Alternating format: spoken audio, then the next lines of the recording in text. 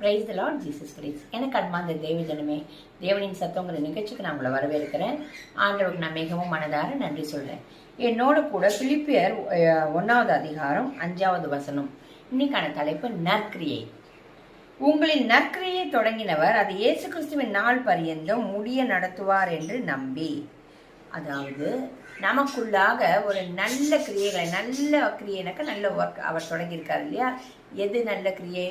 அவர் விசுவாசிக்கிறது, அவர் நம்புறது, அவர் ரட்சிப்புக்குள்ள வந்தது, அவருக்காக சுவிசேஷம் சொல்றது, நம்ம கனி கொடுக்கிற வாழ்க்கை வாழறது, நம்ம வேலை செய்யற இடத்துல, படிக்கிற இடத்துல, ஊழியம் செய்யற இடத்துல, எல்லா விதத்திலையும் நம்ம என்னென்ன வேலைகள் செய்யறோமோ எல்லா வித நல்ல கிரியைகளையும் நமக்குள்ள தொடங்கினவர். பூமிக்குரிய காரியங்கள், ஆவிக்குரிய காரியங்கள் எல்லாம் கிறிஸ்துவுக்குள்ளாக அந்த நற்கிரியைகள் எல்லாம் நமக்குள்ள தொடங்கினவர்.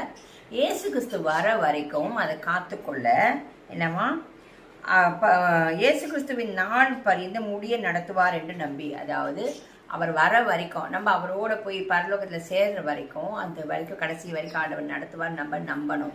நமக்குள்ள விசுவாசத்தை தொடங்கினார் இல்லையா? அது கண்டிப்பா அவர் வரும் வரைக்கும் அந்த விசுவாசத்தை காத்துக்கொள்ள, அந்த பரிசுத்தத்தை, அன்பை, எல்லா வித நன்மைகளும், நம்ம கைது செய்கிற வேலைகள் எல்லாத்துலேயும் அந்த நற்கிரியை தொடங்கினவர். அதை காத்துக்கொள்ள அவர் போதுமானவராக இருக்கார். நம்பி அவரை நம்ம வேண்டிக் கொள்ள நிச்சயம் அவர் காத்துக்கொள்வார். உங்களுக்குள்ள ஒரு நல்ல காரியத்தை தொடங்கிட்டார்ல, அது பாதிலேயே விட்டுட்டு போற தேவன் அல்ல.